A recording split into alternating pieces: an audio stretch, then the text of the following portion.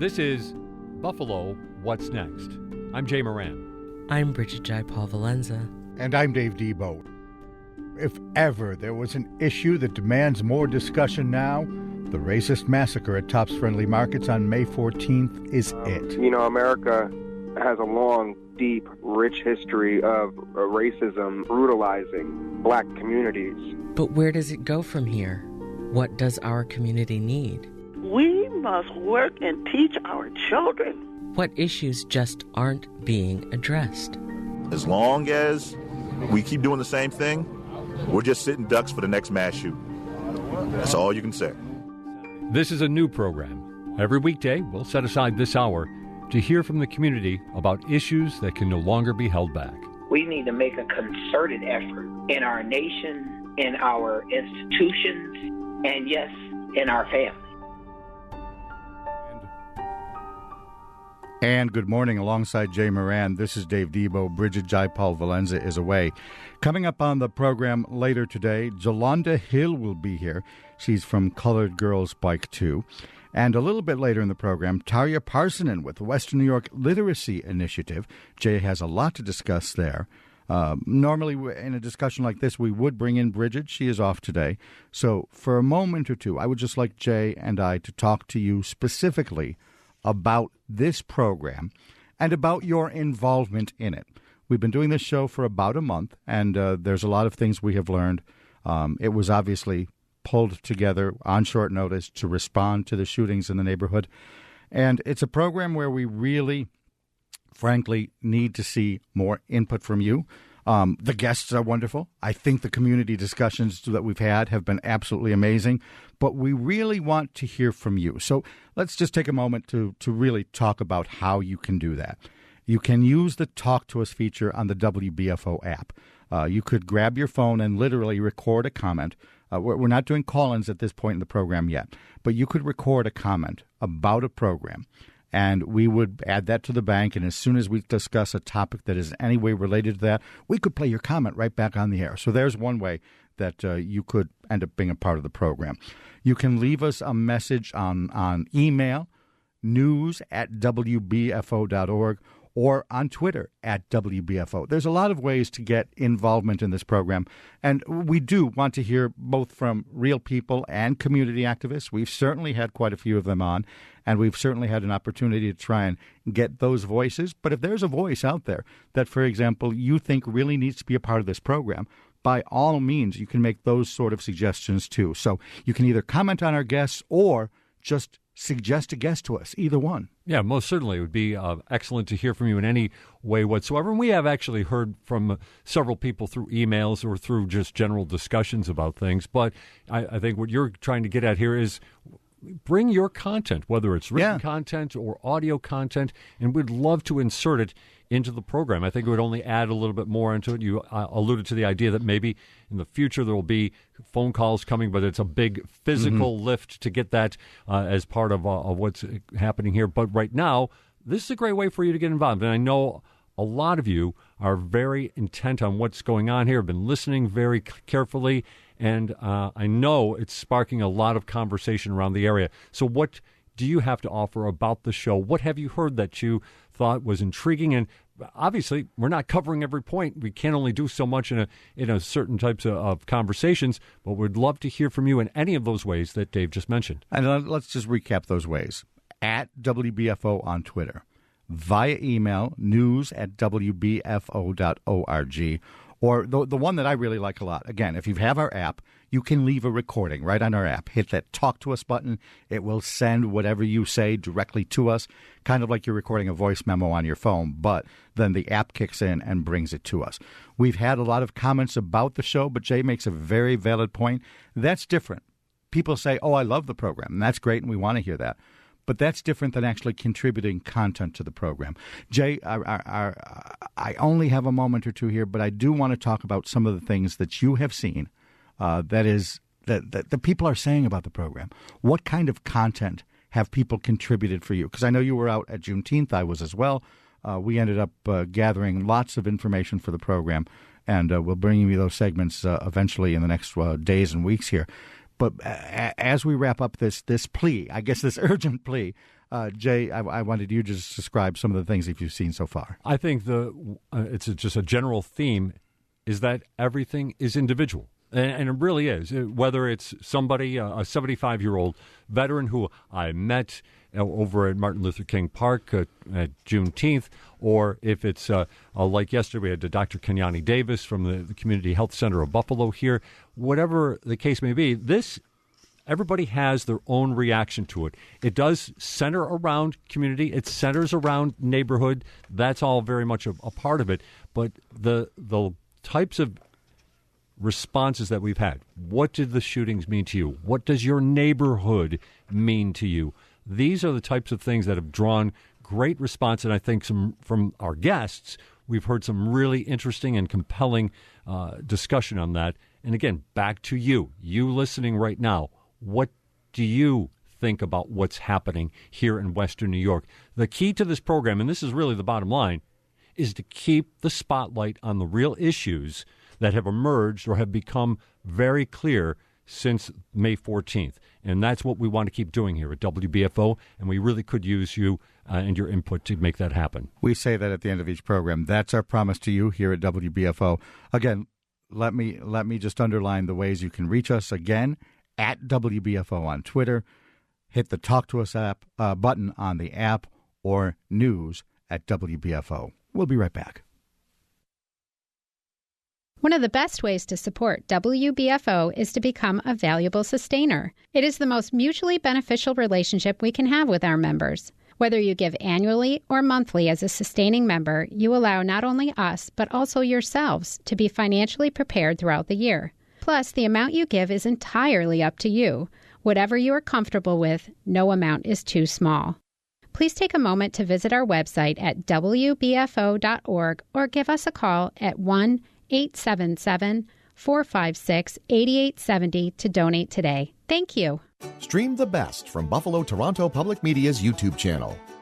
Adirondacks, Canadian Rockies by Rail, Chautauqua, An American Narrative, and so much more to watch.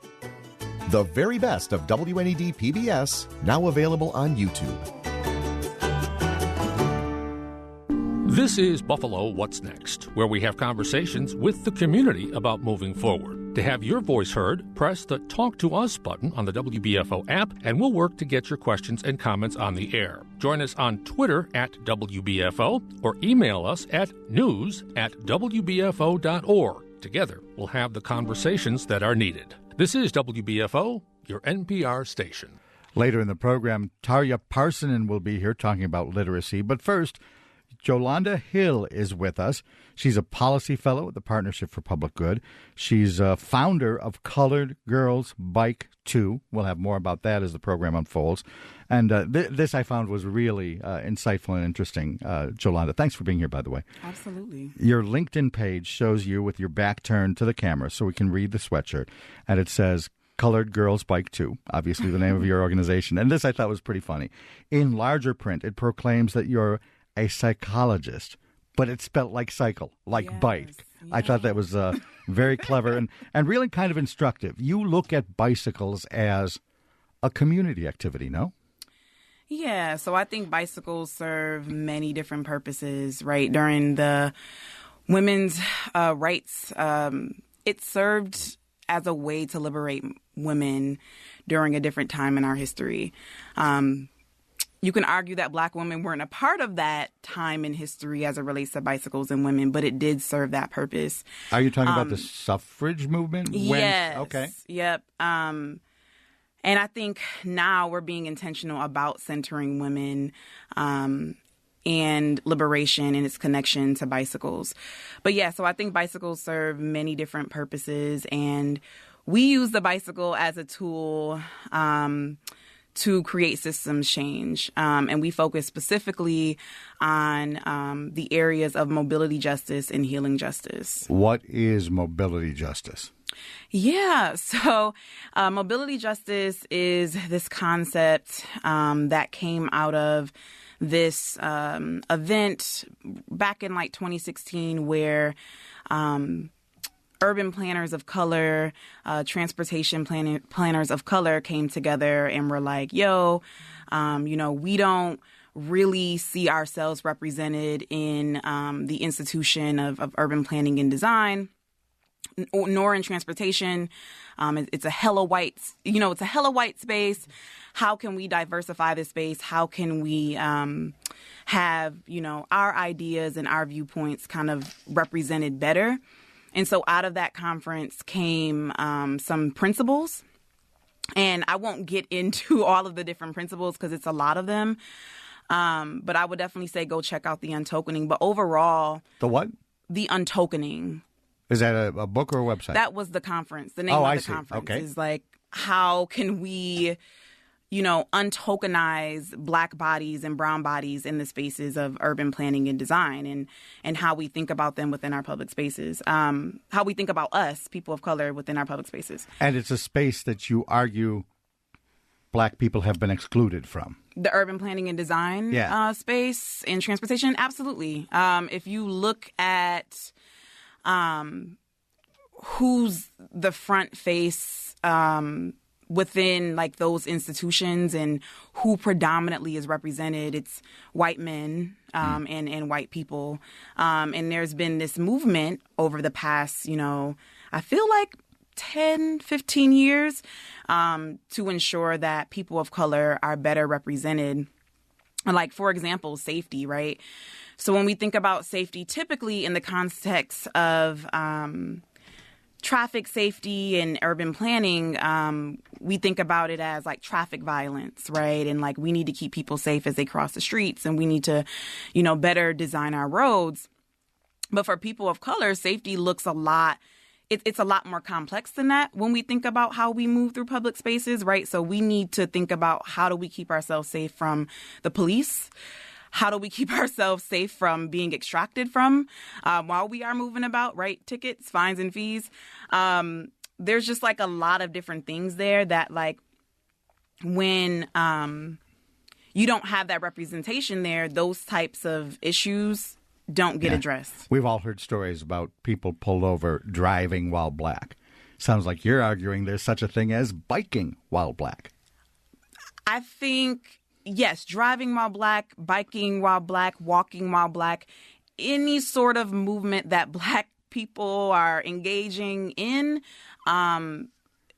puts them at risk of being in an unsafe situation. And there's so many examples I can get into, right? Trayvon Martin, Sandra Bland, right? So many different people that have lost their lives just moving about within our public spaces. And so overall, I think that's what mobility justice is getting at. And that was just one example about how can we create system change through the lens of mobility justice, urban planning, and transportation.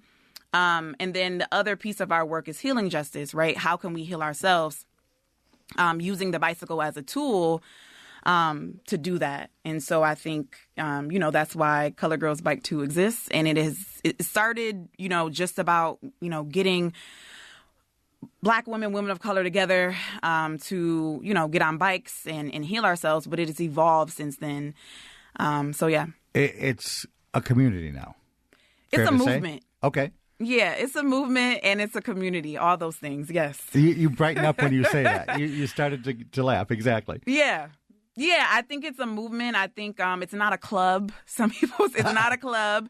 They're a biker club. No. I think it's more of a movement, an ideology, and a way of thinking, and a way of life, right? Like, movement is a part of everything we do. It's been a part of the human experience since time immemorial. And I think that's what Colored Girls Bike 2 really captures, while also being intentional about centering women, gender non-binary people.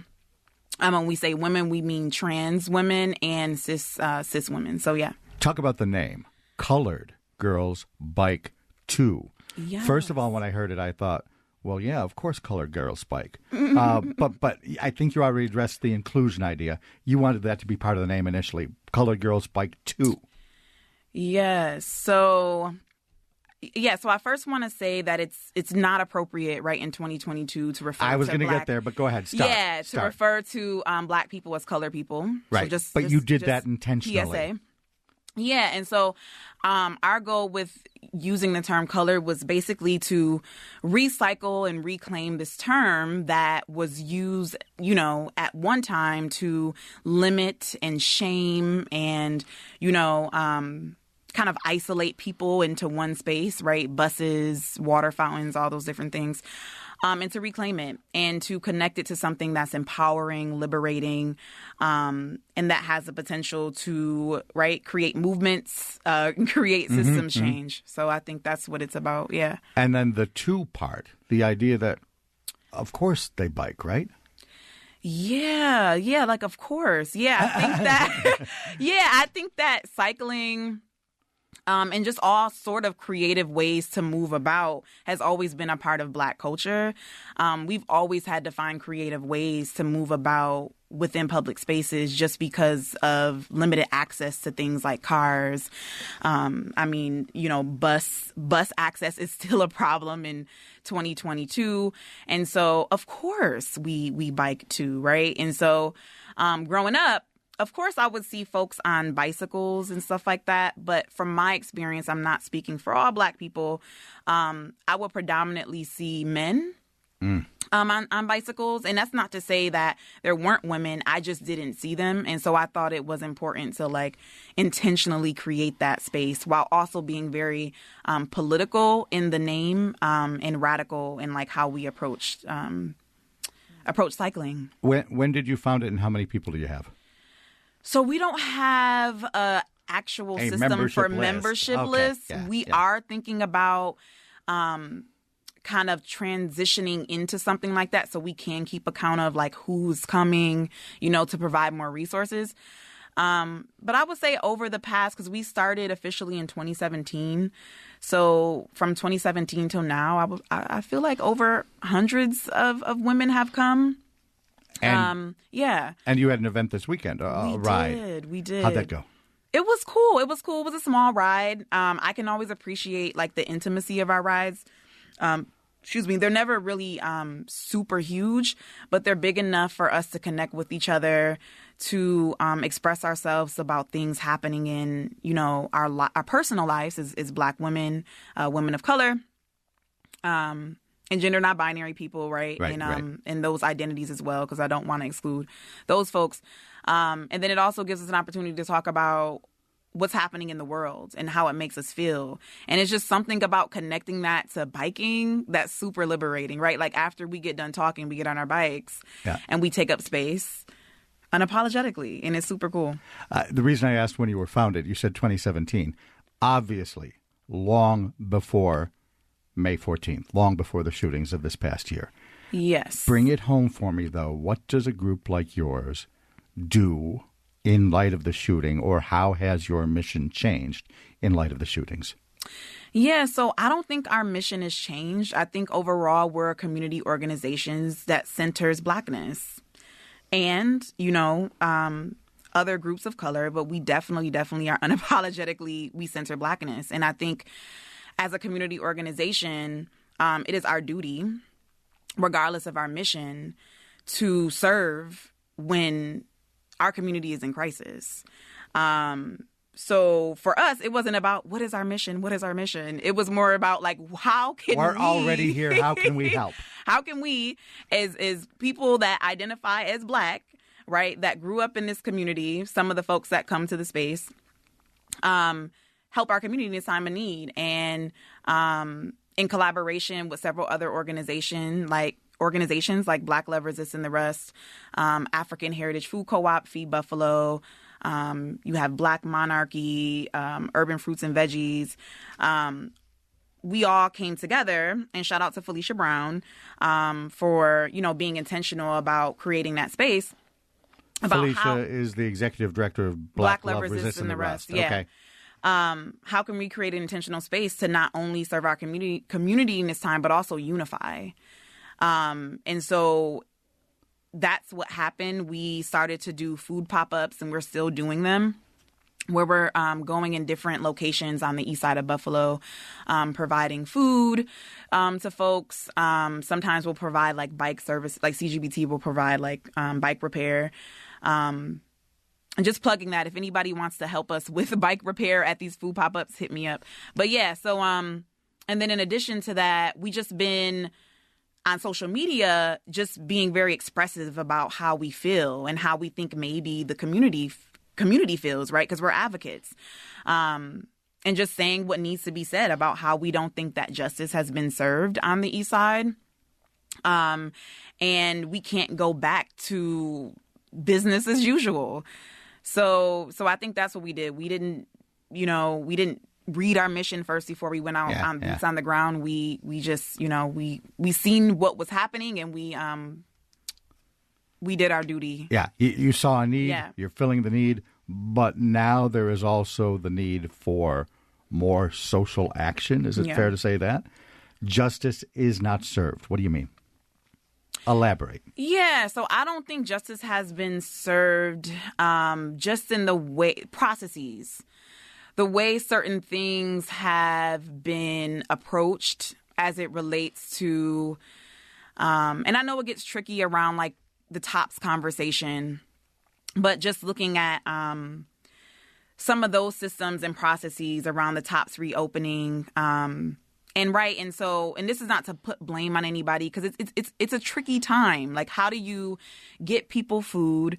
But how do you do it in a respectful way? I don't have all of the answers, but I do know when you rush things, there is a potential for harm to take place. And so I think processes overall maybe still can be more or could have been. Are you saying? Maybe more collaborative, more transparency, more accountability. And I think, for example, like a lot of money has come into the East Side. But yet there's still a lot of people that were impacted by the racist terrorist attack that are still struggling. And so the question becomes, what happened? And how could we have done a better job at like accounting for all of that money? So that way, the folks that are impacted don't feel like they've been forgotten or are going without their needs met. So I can't, give you details for all of the different ways that justice hasn't been done, because I think that we're still learning a lot. We're only going into a month and some weeks out. Yeah. But I do think processes and the way certain things have been done haven't been done in the best way. In our remaining minutes, talk more broadly about racism on the East Side and solutions you see that could be out there, if indeed there are any.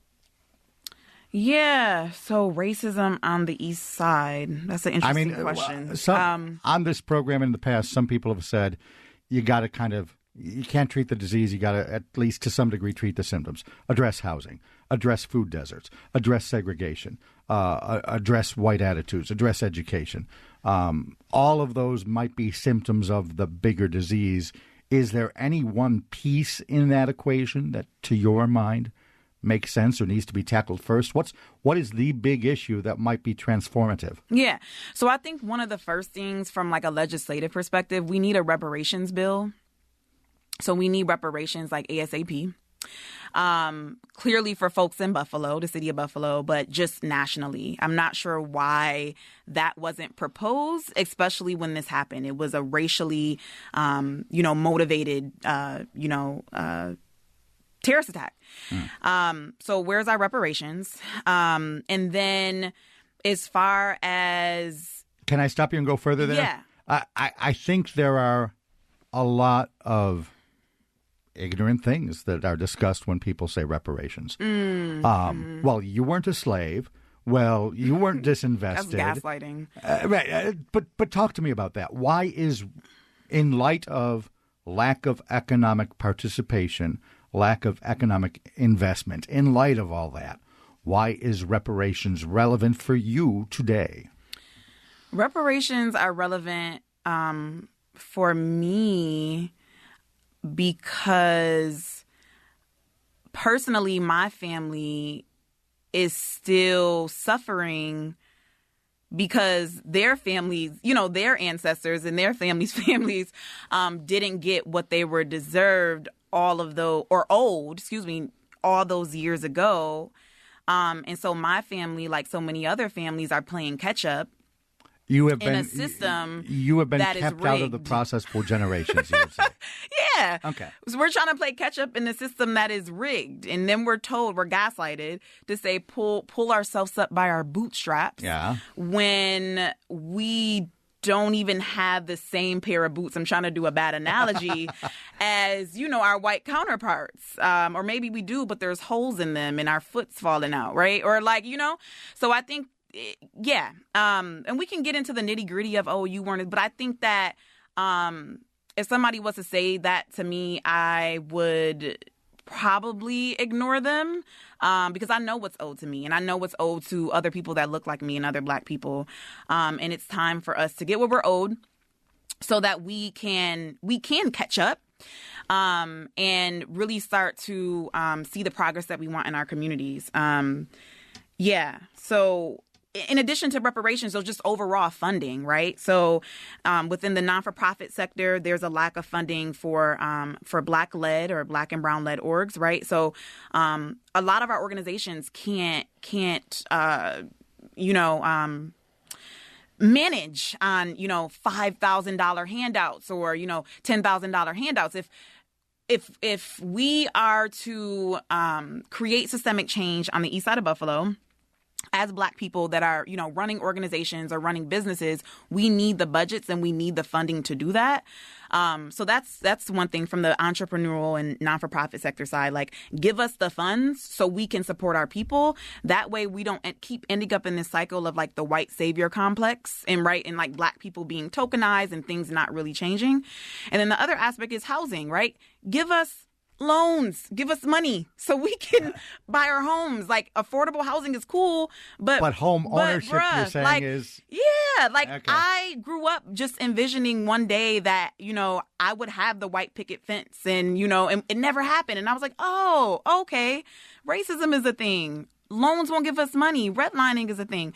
So yeah, banks give us money. M&T was at I think when this tragedy happened, I think they had a table out on Jefferson giving away food. But it's like, where's the mortgages? Where's the money though? Like, where's the loans? That could be helpful. All right. So I think funding, money, resources, trusting Black people, for sure. And then with those resources, with the money, giving folks resources like financial advisors, accountants, right? Helping folks to manage that money so they're successful with it. So I think overall, it's just time for overall systemic change in Buffalo and the way we do everything. And we have to be very visionary about what these changes look like and not be afraid to think outside of the box. That topic is so much bigger than the amount of time we have left. Yeah. But I want to take just 30 seconds as we close here to talk about Colored Girls Bike 2, and your idea for a memorial in that neighborhood, asphalt art. Right. So shout out to my intern, Anastasia, from Cornell University. But yeah, so we put together this proposal that we're going to be sending out soon to basically use urban design as a way to memorialize the lives, those impacted by the racist terrorist attack. But then on top of that, create safer streets in that area. If you look around the tops intersections in the area, there's no infrastructure. There's like no crosswalks. There's hardly like any, dividing lines in the street. And I know that Jefferson is up for, the street is up for, new streetscaping and stuff. But why not use this opportunity in the meantime, because that takes a long time, to use art, asphalt art, putting in some bump outs, making some art-filled crosswalks. And so that's what we're proposing to Common Council. We put a budget together.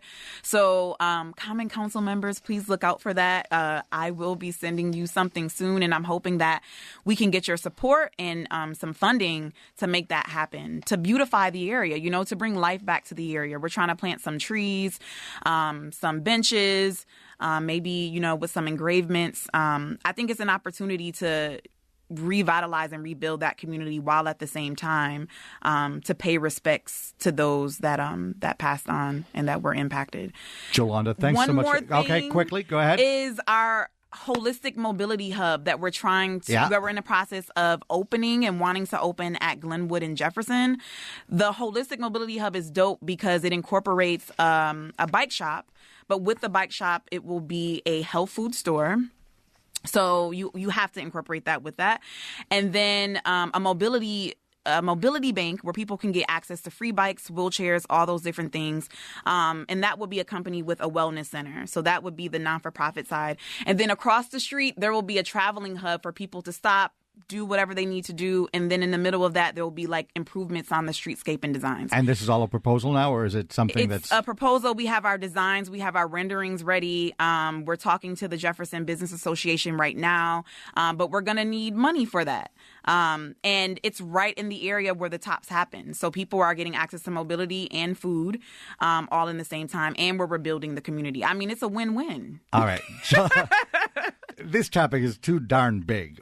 We are out of time. We'll have you back. And as this project moves ahead, both of them, the Artscape and the Hub, give us a call. Absolutely. Keep us up to date.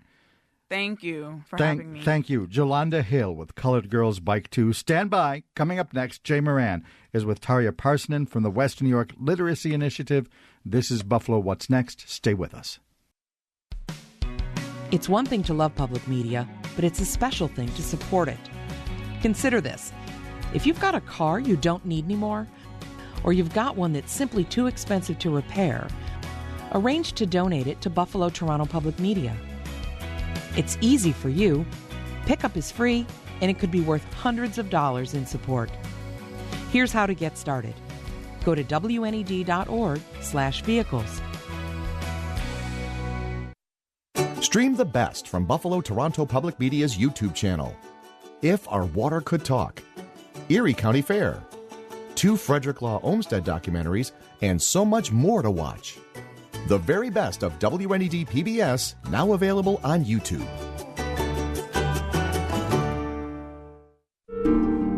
You're listening to Buffalo What's Next. There are several ways for you to join the conversation. Send us a message now on Twitter @WBFO. Email us at news@WBFO.org, or just press the Talk to Us button on the WBFO app and leave a comment we can use on the air.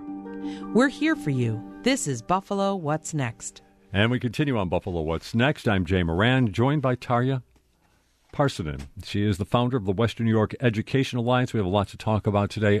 Tarja, thanks for coming in. Good morning. Thanks so much for having me.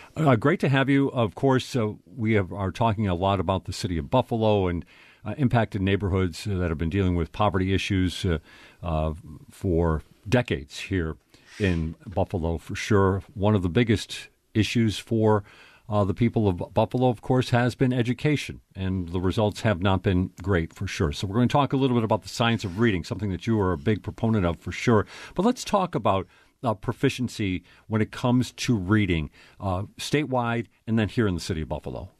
Absolutely. Well, my organization is focused on improving educational outcomes for students in Western New York, and we really felt that we had to start at the very beginning, which is literacy, which is, of course, the building block for all future success for students.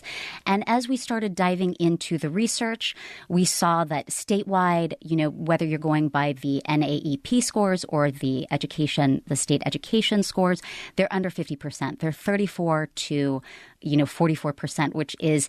That's statewide. It's statewide. And, if you look at Buffalo Public Schools, which in 2019, according to the State Ed Department, is 24.7% reading proficiency, I think we have to come to a collective starting point of that is not acceptable. And what can we do to change this? I think everyone would agree with that. It's not acceptable for sure.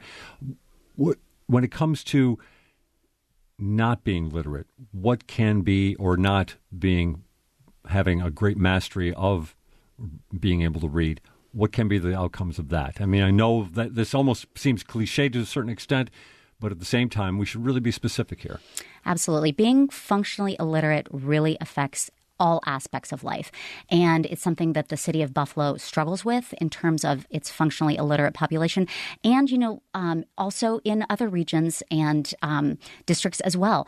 And, it affects, your simple ability to go to the bank, to open a bank account, to do things online if you have to check yourself into a hospital, if you have to help your student, if you have to communicate with your teacher or anything. It affects every aspect of your life. And so by simply improving reading proficiency scores, we are improving life outcomes. 17.5% struggle with functional literacy in Buffalo and Niagara. That's, and just to put that into a little more of a broad number, 147,000 people here, Buffalo and Niagara, basically what we like to call the Niagara Frontier or Western New York, are struggling with literacy for sure. We want to talk about finding new ways to change this. The science of reading. What do you mean by the science of reading? Well, I came to this, like I was saying, through research. And as I was looking about how to make change with regards to literacy, it came down to the way that New York State is doing things now, which is called balanced literacy. That's what the majority of school districts are doing. And the science of reading, which is really instruction and curriculum that is aligned with science or with evidence, based research. And if you look at other states, there are multiple other states, 20 other states that are doing this, that are legislatively taking action supported by governor. Mississippi, for instance, has years of data to support what they've been doing. But for some reason, New York State, for whatever reason, is not fully embracing this. And as we started diving into this and teachers started coming to us, we realized that teachers in the area were doing this on their own, researching the best ways that were science-aligned to teach kids. They're doing it on their own. They didn't know what other teachers were doing. They didn't know what other districts were doing. And they wanted to have that greater conversation. And this is how the idea for a literacy conference came to be, which is what all of the partners in the initiative will be hosting in October, so that we can really gather our educators to talk about the best ways to improve reading outcomes. Let's talk about the conference for just a second here, because I know you wanted to get into that just a little bit. You have these partners. Let's talk about your partners just a little bit here in Western New York, specifically there rather than maybe on national groups. Absolutely. We have, I believe the number is now 14 groups. They are amazing. And forgive me if I don't mention everyone, but sure. We have Say Yes Buffalo, Read to Succeed Buffalo. We have Ed Trust New York. We have We the Parents. We have so many amazing people. The After School Network of Western New York. And each of these organizations is working with children and families and adults, whether it's with student literacy, whether it's with adult literacy, whether it's with pre-K or aftercare programs. Everyone is touching children in some way with regards to literacy, and they all want to make sure they're doing it in the right way, in the most efficient way. It's interesting. There's an article in the Buffalo News. I want to give the credit to the author, Barbara O'Brien, who's a longtime reporter, of course, of the Buffalo News. It's talking about your initiative, and she brought the article into a little bit of a personal focus in the sense that she focused on this Akron teacher in the Akron district. Talk about her and the methods that she's using and she believes she's finding success with. Absolutely. So Janine Detine is the teacher in Akron, and I know this because I've talked with her about what she's been doing and learning from her, and it's really fantastic. They have a Science of Reading book club at the school filled with teachers who want to know more. They are getting together and talking and dissecting podcasts on the Science of Reading, and they are supported by their leaders and by their administration. And what they're doing, what the Science of Reading really is, just to go back to that question that I know you brought up, but it is basically, Science of Reading is not a curriculum. It's not a fad. It's not a movement. It's not something that's here today, gone tomorrow. It's based on 5 decades of accepted research, grounded research, basically on how the brain learns to read. And I didn't realize this when I started, but when you learn to read, you have to activate all 4 parts of the brain. You have to activate the neural pathways, and you can best activate these pathways in grades K through 3. That's when you do it. And that's why everyone says that you have to teach kids to read by third grade. What happens after third grade is that those neural pathways harden and become harder to work with. But it's not to say that it can't be done and that we can't work with, of course, with our middle schoolers and high schoolers. Of course, we do that. But of course, the best time is K through 3. And so what they're doing in Akron and, of course, in other schools as well. These schools are all doing their own pieces of work, but they are teaching directly and explicitly in terms of decoding, in terms of phonics. There's something in literacy called Scarborough's rope. And, the general public probably doesn't know this, but there's so many different strands woven into being a skilled reader, right? So it's language comprehension, it's decoding, it's word comprehension, it's background knowledge. There are so many. And what they're doing is they have to weave this in. We talk about it being a science. You have to activate the neural pathways, but it's also an art too, know.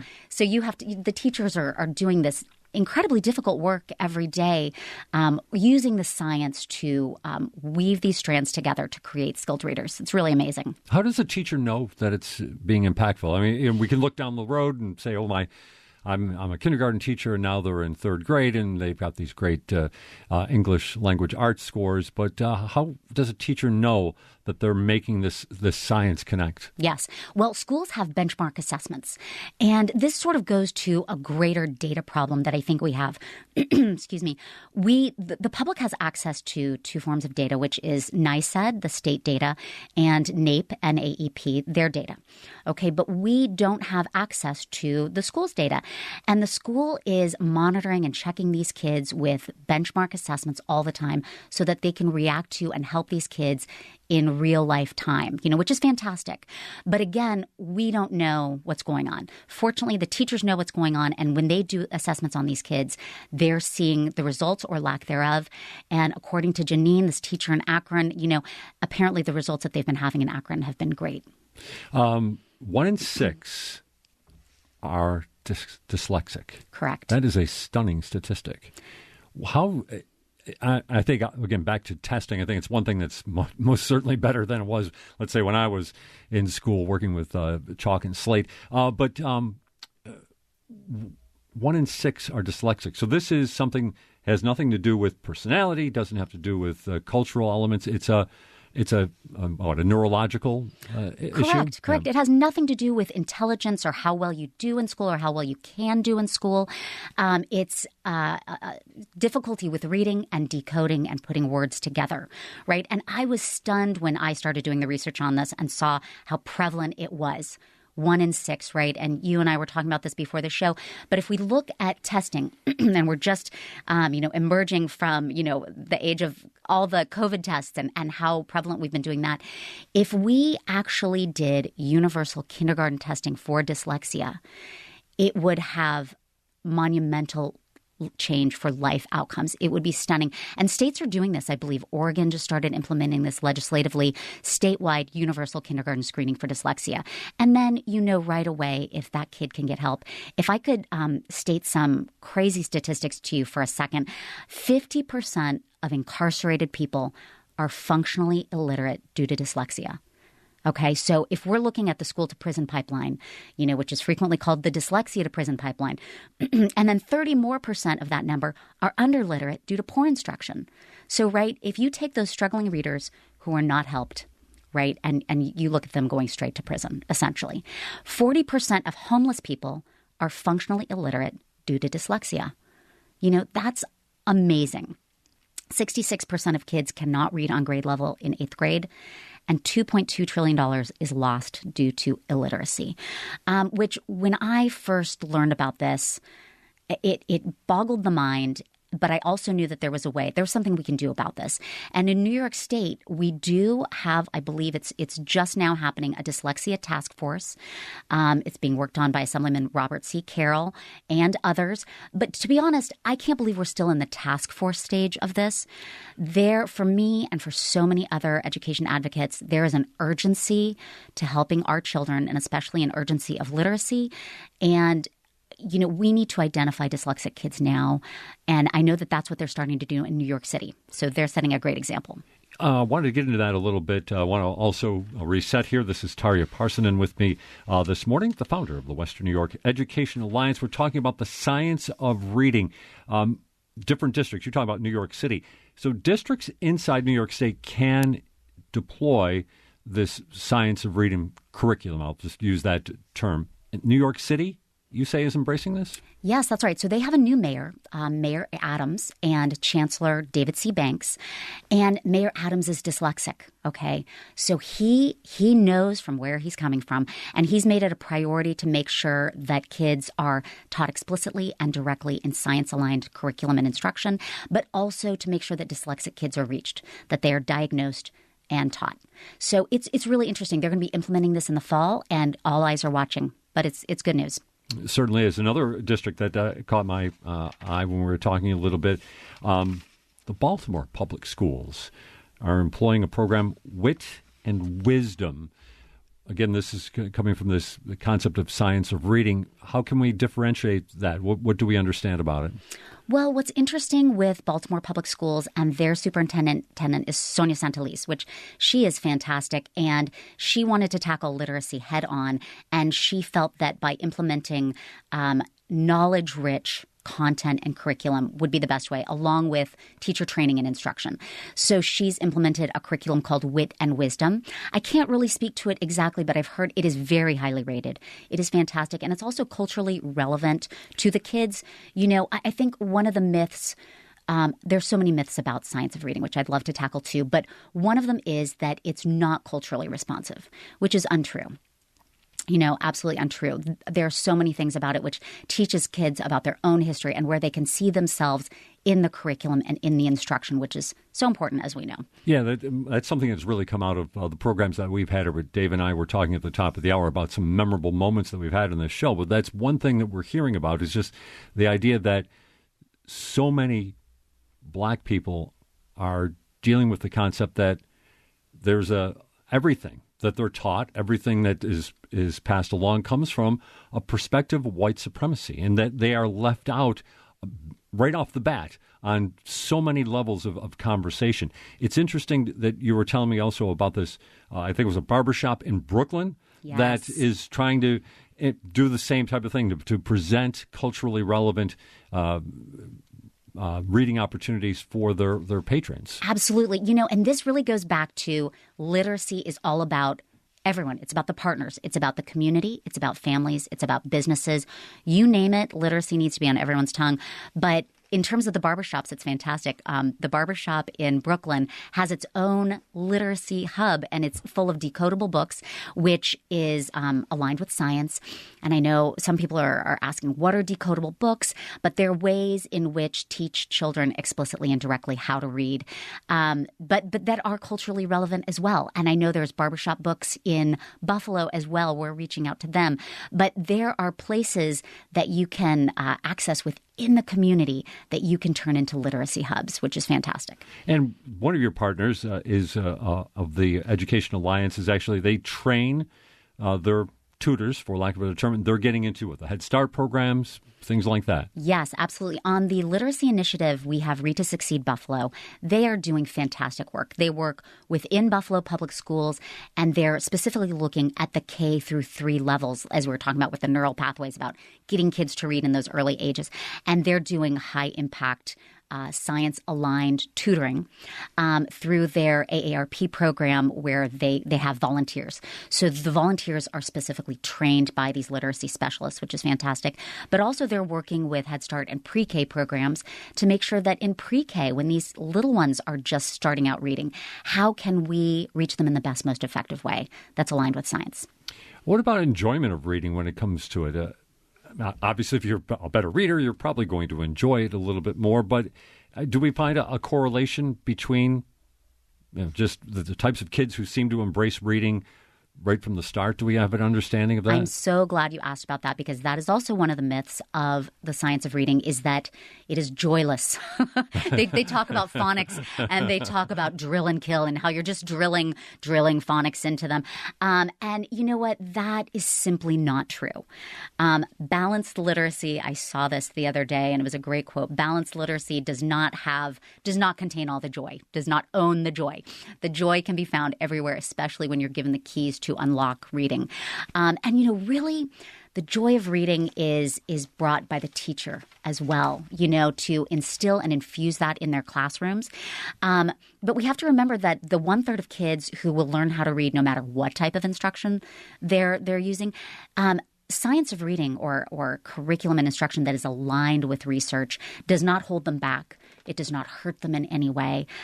They are taught to read and they're brought up just as everyone else. And, that really is what equity is all about. If we're going to actually walk the walk here, we talk about really wanting to have equity.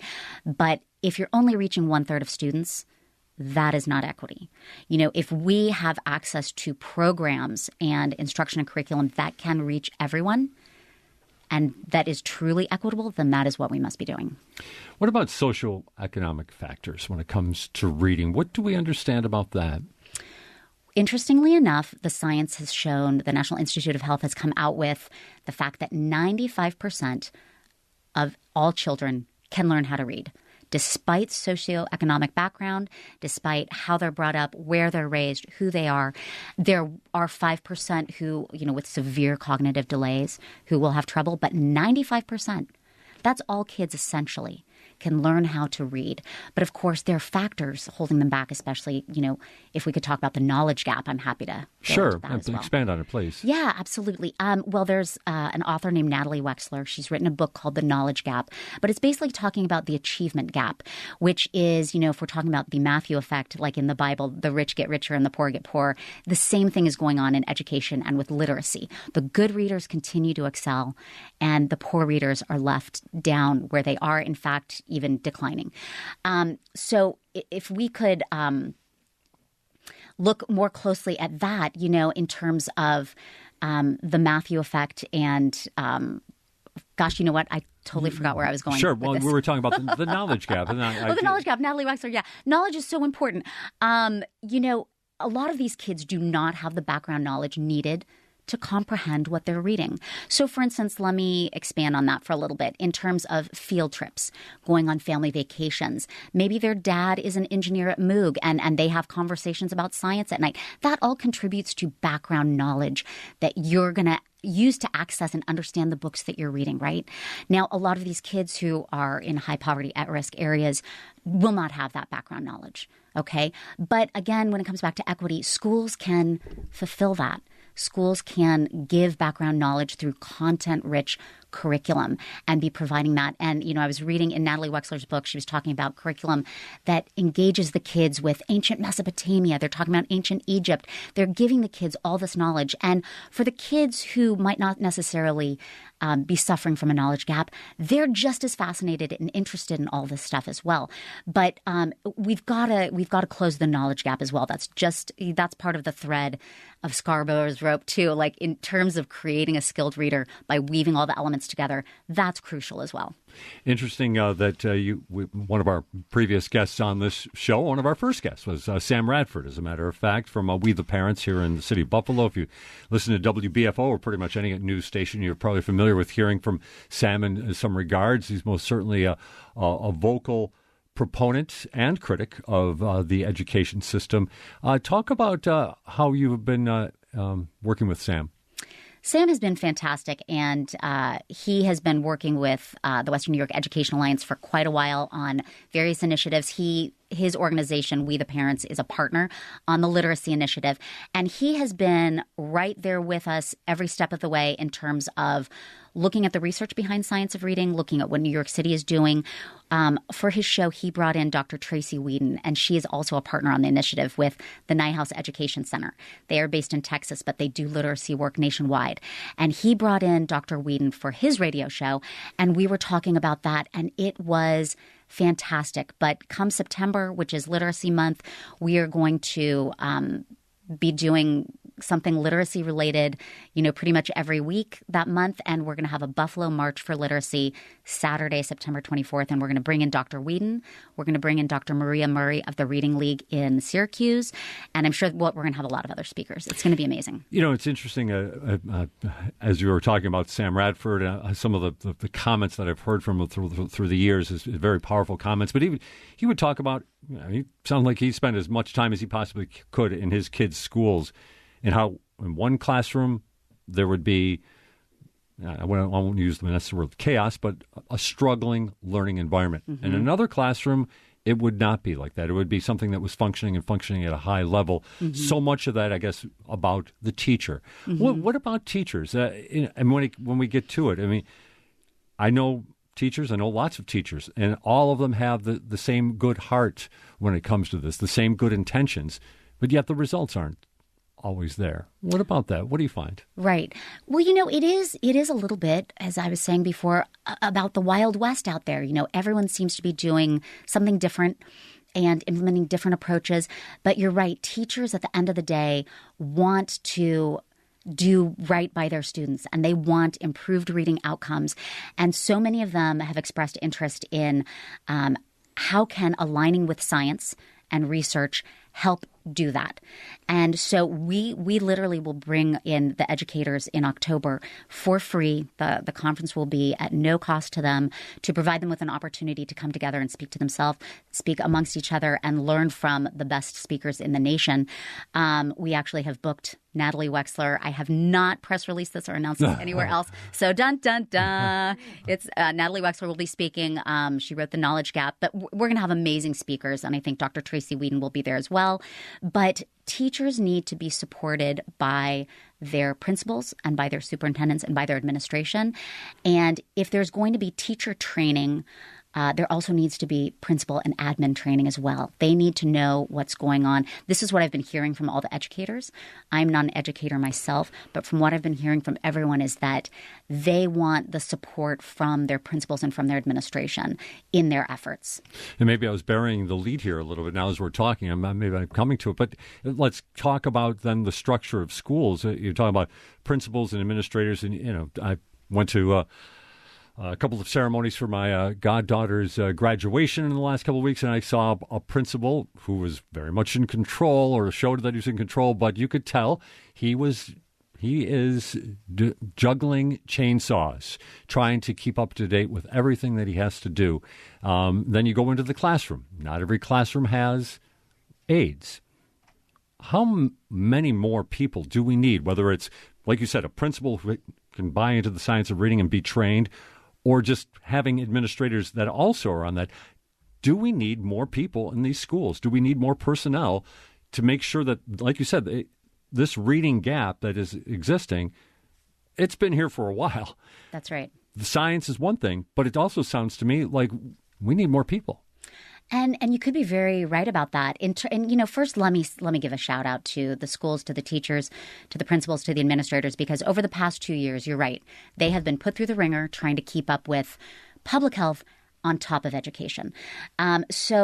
Yes, trying to keep up with everything, which is why we're also going to offer, and I've not publicly announced this before, but we will be offering an Administrators Day, a virtual Administrators Day just for superintendents and their administration with regards to the science of reading.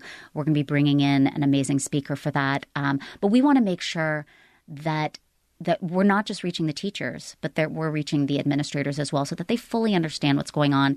And in terms of COVID relief money, in terms of hiring more people and what to focus on, I've talked to a number of superintendents who have expressed that their main priority right now is mental health, which I get. Student mental health, we all have to acknowledge that there is a teen mental health crisis and a child mental health crisis right now. And it is bad. It is really bad.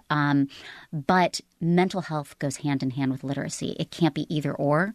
It has to be both and that in terms of trauma, in terms of the shame that you feel if you cannot read and how that compounds over time to lifelong outcomes, which of course is connected to mental health, we've got to tackle everything at once.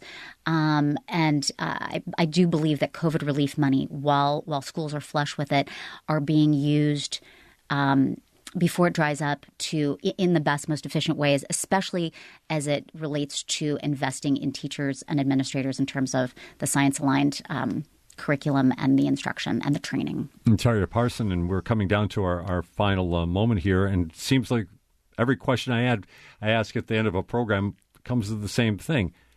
Hope. Do you have hope for this? Do you have hope that in 5 years from now that we're going to be talking about greater literacy results in Buffalo and in New York State? Absolutely. I have hope. You always have to have hope. And my mission, and I know that the mission of every single one of our 12 partners, is that Buffalo and Western New York will be the most literate region in New York State. And I don't think that's crazy to put that out there. I think it's something amazing to strive for, and I know that we all want that for our children. We definitely want that, and it is most certainly worth striving for, and we appreciate you joining us. Tarja Parssinen, the founder of the Western New York Education Alliance. Thanks for being with us. Thank you so much. This is Buffalo What's Next, right here on WBFO and WBFO HD1 Buffalo, WOLN Olean, and WUBJ Jamestown.